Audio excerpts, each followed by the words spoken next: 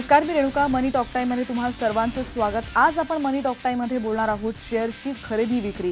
नेमके कोणते शेअर्स घ्यायचे, कधी विकायचे या संदर्भात आज आपण बोलणार आहोत टॉक टाईममध्ये. आणि आपल्याला मार्गदर्शन करणार आहेत मंदार जामसंडेकर. आता आपल्या सोबत आहेत, त्यांचं स्वागत करूया. तुमचं स्वागत. नमस्कार. तुमच्या प्रश्नांची जरूर वाट बघतो आहोत आणि त्यासाठी आमचा नंबर आहे 022668999263 022668999263. तुमचे प्रश्न येतीलच, तोपर्यंत आपण इथे चर्चेला सुरुवात करतो आहोत. मला सगळ्यात महत्त्वाचं म्हणजे की कोणते शेअर घ्यायचे, कधी घ्यायचे, या सगळ्याच्या आधी कोणकोणत्या गोष्टींचा आपण आधी विचार करायला पाहिजे. म्हणजे समज पैसे तर गुंतवायचे आहेत, पण कोणत्या गोष्टी समोर असल्या पाहिजेत याबद्दल काय सांगाल? माझं असं मानणं आहे की माणसाला अगोदर क्लॅरिटी असणं गरजेचं आहे की नक्की मार्केटमध्ये करायचं काय. कारण मार्केटमध्ये 3 गोष्टी एकतर करता येतात. एक म्हणजे तुम्ही गुंतवणूकदार होऊ शकता, दुसरं म्हणजे तुम्ही शॉर्ट टर्म इन्व्हेस्टर होऊ शकता किंवा शॉर्ट टर्म गुंतवणूकदार किंवा स्विंग ट्रेडर जे म्हणतात ते होऊ शकता, आणि तिसरं म्हणजे तुम्ही डे ट्रेडर होऊ शकता. नॉर्मली काय होतं तर माणूस डे ट्रेडिंगकडे अट्रॅक्ट होतो का, तर तिथे पटकन पैसे दिसतात म्हणून. पण हे डिसाईड करताना की नक्की माझं प्रोफाईल कुठलं, ह्याच्याकरता माझ्या मते 5 गोष्टींचा वापर केला पाहिजे. एक म्हणजे माझ्याकडे फंड्स किती आहेत, म्हणजे माझी इन्व्हेस्टमेंट किती करायची तयारी आहे. दुसरं महत्त्वाची गोष्ट म्हणजे माझं ज्ञान किती आहे. ह्या 3 प्रोफाईल्समधनं मी कुठल्या ह्याच्यात सूट होतो ज्ञानाच्या बाबतीत. तिसरं महत्त्वाची गोष्ट म्हणजे माझी रिस्क किती घेण्याची तयारी आहे. चौथं रिटर्न्स. आणि 5वी सगळ्यात महत्त्वाची गोष्ट म्हणजे माझ्याकडे वेळ किती आहे. म्हणजे मला जर ट्रेडिंग करायचं असेल आणि मी जर मार्केटमध्ये मी स्क्रीन समोर बसू शकणार नसीन 9:15 ते 3:30 मध्ये, तर मी ट्रेडर होऊ शकत नाही. माझ्याकडे जर स्टॉक्स बघण्याकरता किंवा माझा पोर्टफोलिओ मॉनिटर करण्याकरता माझ्याकडे आठवड्यातनं एकदाच जर वेळ असेल, तर माझं प्रोफाईल हे गुंतवणूकदार, लॉंग टर्म इन्व्हेस्टर असं असेल. सो ह्या 5 गोष्टींचा वापर करून मी डिसाईड केलं पाहिजे की माझं प्रोफाईल काय, आणि त्या ह्याच्याने मग सुरुवात केली पाहिजे. बरोबर. जसं तुम्ही सगळ्यात आधी म्हणालात की गुंतवणूक किती आहे, म्हणजे तुमच्या हातात पैसा किती आहे याचा तुम्ही विचार केला पाहिजे. बरोबर. आणि त्यानुसार कोणत्या सेक्टरमध्ये पैसे गुंतवायचे याचा विचार करण्याची गरज आहे. पण तुम्ही जो ज्ञान हा मुद्दा म्हणाला, तर त्याच्यासाठी काय वाचायला पाहिजे, काय ऑब्झर्व करायला पाहिजे? 2 महत्त्वाच्या गोष्टी आहेत. एक म्हणजे ज्या कुठल्या कंपनीमध्ये आपण इन्व्हेस्टमेंट करणार आहोत, सो त्याचं बेसिक आपल्याला एक फंडामेंटल थोडीफार माहिती असली पाहिजे की नक्की कुठल्या क्षेत्रात काम करते कंपनी, ती कंपनी प्रॉफिट करते की नाही करत आहे, मॅनेजमेंट कशी आहे, पुढचे प्लॅन्स काय आहेत, ह्या बेसिक गोष्टी फंडामेंटल बाबतीत. त्याच्यानंतर आपल्याला टेक्निकल ॲनालिसिसचं ज्ञान असलं पाहिजे.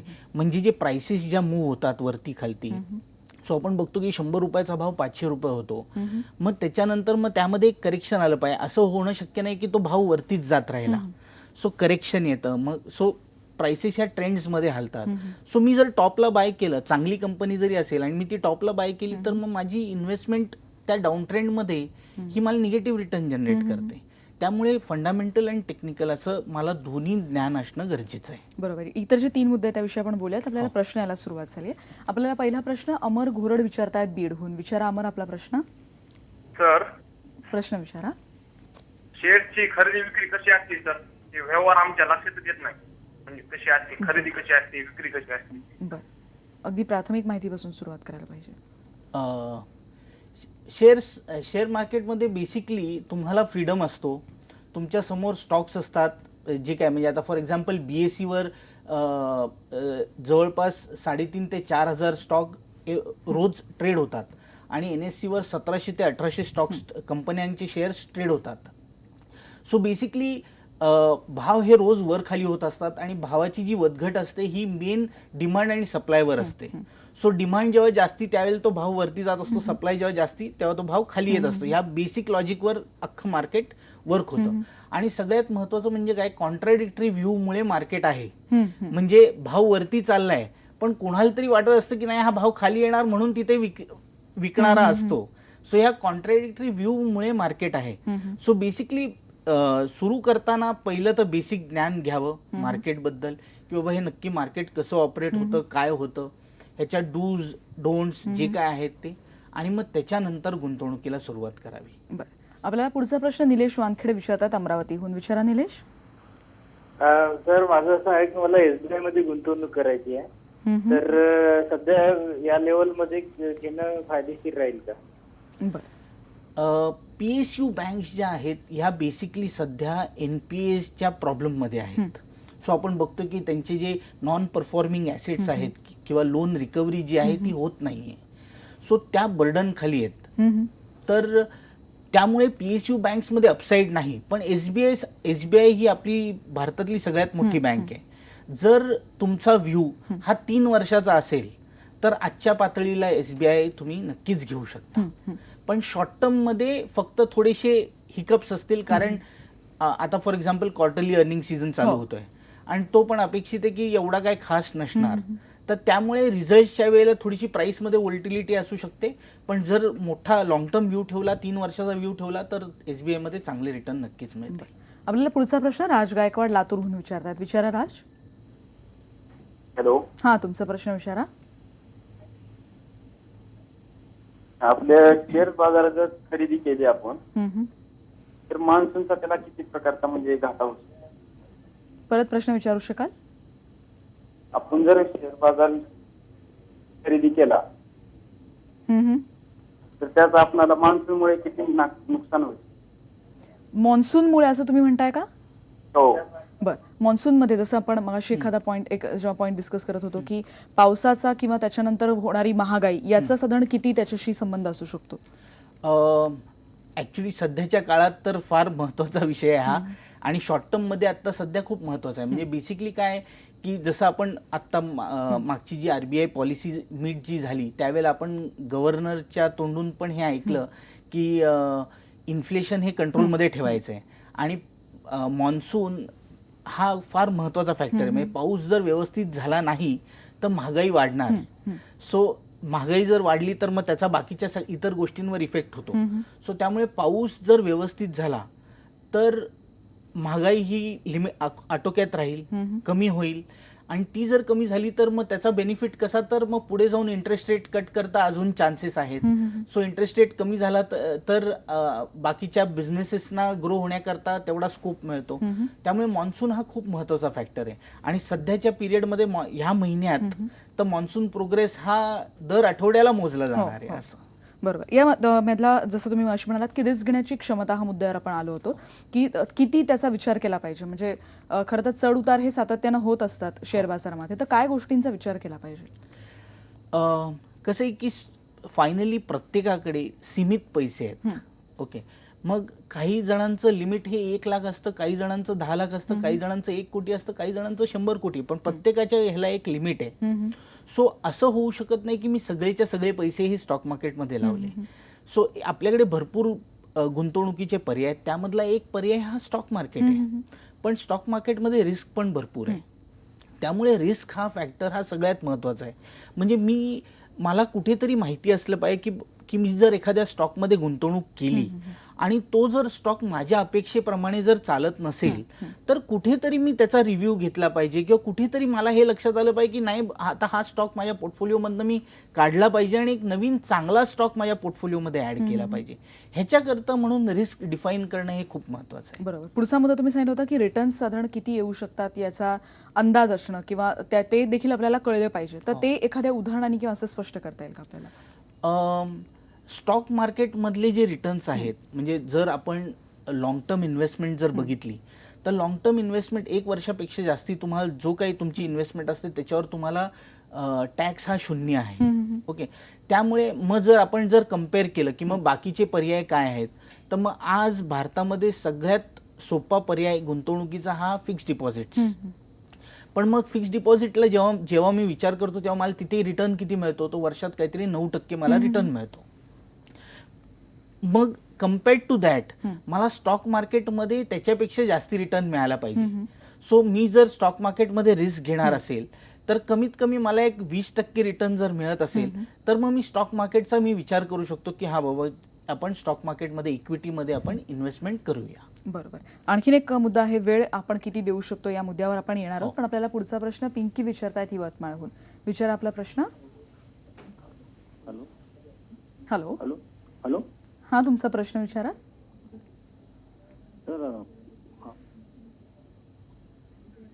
विजय पवार पुढचा प्रश्न विचारतात इस्लामपूरहून. विचारा आपला प्रश्न.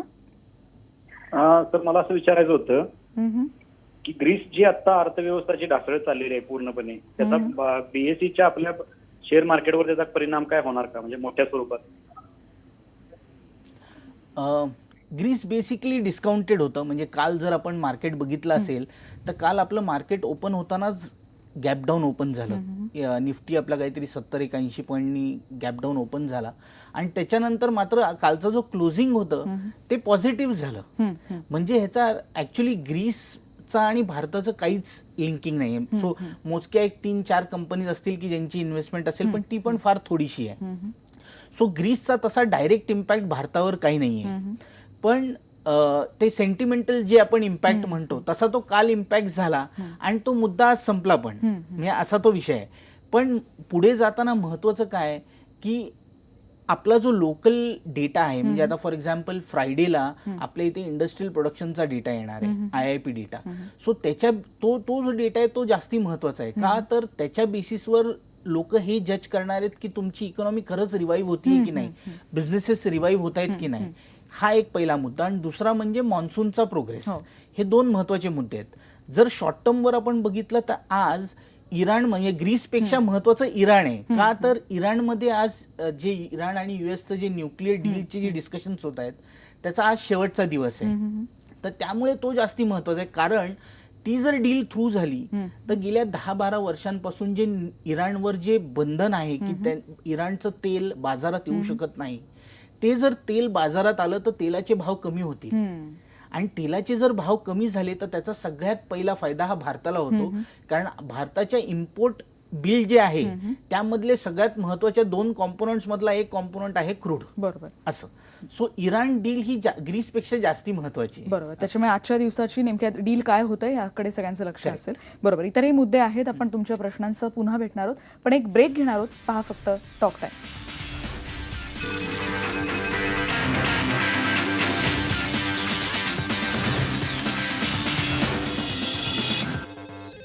टॉक टाइममध्ये तुमचं पुन्हा एकदा स्वागत. लासलगावहून आपल्याला अशोक टंकलवार प्रश्न विचारत आहेत. विचारा अशोक. हा, नमस्कार मॅडम. नमस्कार. हॅलो सर, मी परिवर्तन बँकेत जॉब करतो. वार्षिक उत्पन्न 3 लाख कशी इन्क्रीज करायचं? तुमचा प्रश्न पुन्हा एकदा सलग विचारू शकाल अशोक? मला सरांना प्रश्न विचारायचा आहे की माझं वार्षिक उत्पन्न 3 लाख आहे. बरं. कशी कशी कसं काय करायचं? बरं. 3 लाखाचं वार्षिक उत्पन्न आहे. गुंतवणूक कशी करता येईल शेअर बाजारामध्ये? यांनी 2 गोष्टींनी विचार केला पाहिजे. एक म्हणजे जे त्यांचे पैसे आहेत ते वाढवण्याबद्दल, आणि दुसरं म्हणजे त्यांना स्वतःला सेफगार्ड करण्याबद्दल. म्हणजे इन्व्हेस्टमेंट त्यांची ही इक्विटी, म्युच्युअल फंड आणि इन्शुरन्स अशी 3 ह्याच्यात ती डिवाइड केली पाहिजे. सो म्युच्युअल फंडमध्ये ते दर महिन्याला SIP रूट मार्फत करू शकतात. इक्विटीचा जो त्यांचा कॉम्पोनंट आहे, नोकरदार असल्यामुळे त्यांचा, आणि 3 लाखाची वार्षिक उत्पन्न जे आहे त्याच्यामुळे त्यांचा इक्विटीचा कॉम्पोनंट माझ्या मते हा सगळ्यात छोटा असला पाहिजे. आणि त्यांनी मेन फोकस हा त्यांचा म्युच्युअल फंडच्या इन्व्हेस्टमेंटमध्ये SIP रूट थ्रू असला पाहिजे. कारण म्युच्युअल फंडची इन्व्हेस्टमेंट पण फायनली इक्विटीमध्येच येणार आहे. प्लस म्युच्युअल फंडचा जो रिटर्न आहे तो टॅक्स फ्री आहे. असं. बरं. आपल्याला पुढचा प्रश्न विरारहून हिमांशू विचारतात. विचारा हिमांशू. नमस्कार सर, मी हिमांशू कोरे बोलतोय विरारहून. माझा प्रश्न असा आहे की शेअर बाजारामध्ये इन्व्हेस्टमेंट करताना कोणतं बेसिक नॉलेज आपल्याला असायला आणि कसा अभ्यास असायला हवा? मला त्याच्याबद्दल काहीच नॉलेज नाही आणि मला इन्व्हेस्टमेंट आता सुरू करायची. बरं. इन्व्हेस्टमेंटच्या दृष्टीने म्हणजे या प्रश्नाचं उत्तर देताना कोणकोणत्या सेक्टरचा कसे कोणकोणते मुद्दे लक्षात ठेवता आले पाहिजेत याविषयी बोलूयात. एक तर बेसिकली काय असतं की शॉर्ट टर्म आणि लॉंग टर्म असे 2 वेगळे प्रकार आहेत. सो काय होतं की शॉर्ट टर्ममधले जे ट्रिगर्स आहेत, न्यूज आहेत, शॉर्ट टर्मच्या डेव्हलपमेंट्स आहेत, ह्याच्यानी मार्केटवर शॉर्ट टर्मचा इम्पॅक्ट होतो.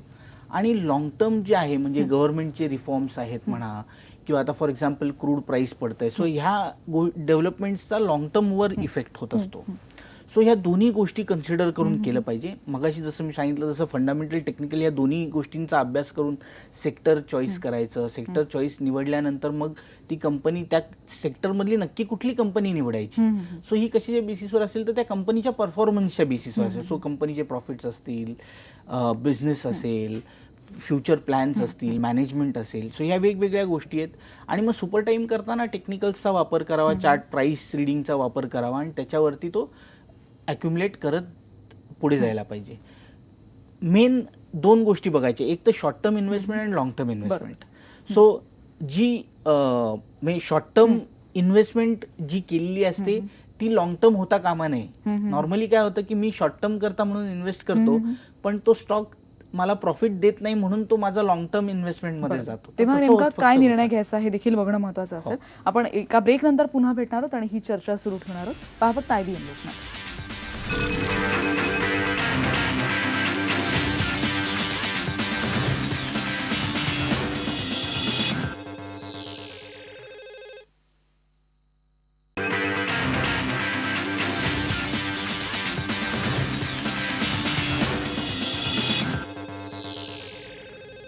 आणि कार्यक्रमाच्या शेवटच्या भागात आपण आलेलो आहोत. सर, शेवटची काही अगदी मिनिटं उरलेली आहेत. 5 सेक्टर्स, म्हणजे जसं म्हणालात की सेक्टर्सचा अभ्यास करणं खूप गरजेचं आहे. त्याच्यामध्ये ऑटो असेल, त्याच्यानंतर फार्मा असेल. कसा याचा अभ्यास केला पाहिजे, काय विचार करून शेअर्समध्ये गुंतवणूक केली पाहिजे? सध्याचा जर पिरियड बघितला, आपण सध्या जे काही घडामोडी होत आहेत त्याचं ते बघितलं तर एक वर्षभराच्या व्ह्यूनी 4 सेक्टर्स चांगले दिसतात. ते म्हणजे एक तर म्हणजे ऑटो, दुसरं बँकिंगमध्ये प्रायव्हेट सेक्टर बँक जास्ती अट्रॅक्टिव्ह दिसतात. तिसरं सेक्टर असेल फार्मा, की जे कायम डिफेन्सिव्ह आहे, प्लस फार्माला आता खूप मोठी ग्रोथ मिळते. आणि चौथं एक महत्त्वाचं सेक्टर म्हणजे क्रूड ऑइल चा भाव कमी होत असल्यामुळे ऑइल रिफायनरीज जे आहेत त्यांना एक खूप फायदा होतो. तर ह्या 4 सेक्टरमधल्या कंपन्या आपण बघितल्या पाहिजेत. शॉर्ट टर्म ते लॉंग टर्म, म्हणजे 1 वर्षाच्या दृष्टीने इन्व्हेस्टमेंट जर करायची असेल तर हे 4 सेक्टर्स चांगले दिसतात. बरोबर. पण यामध्ये आता जसं तुम्ही म्हणालात की काही ठराविक शेअर्स असतील, तर त्याचं नेमकं नियोजन कसं करायचं? म्हणजे समज एक अमाऊंट तुमच्याकडे असेल, तर त्याचं नेमकं नियोजन कसं करायचं, की किती प्रमाणात ते खरं तर गुंतवायला पाहिजे? इन्व्हेस्टमेंट ही कायम सगळ्या स्टॉक्समध्ये इक्वल असली पाहिजे. त्याच्या मागचं कारण म्हणजे काय, तर मनी मॅनेजमेंट, की कारण प्रत्येक स्टॉकमध्ये ही रिस्क पण आहे आणि रिटर्न पण आहे. सो त्यामुळे इन्व्हेस्टमेंट जर इक्वल असेल तर तुम्ही बॅलन्स आउट होता, प्लस तुमचा जो रिटर्न आहे तो मल्टिप्लाय व्हायला जास्त बेनिफिट होतो. धन्यवाद सर, तुम्ही आलात आणि आम्हाला मार्गदर्शन केलं त्याबद्दल. आणि स्टॉक टाईममध्ये आज आपण इथेच थांबतो आहोत. पहा फक्त IBM लोकमत.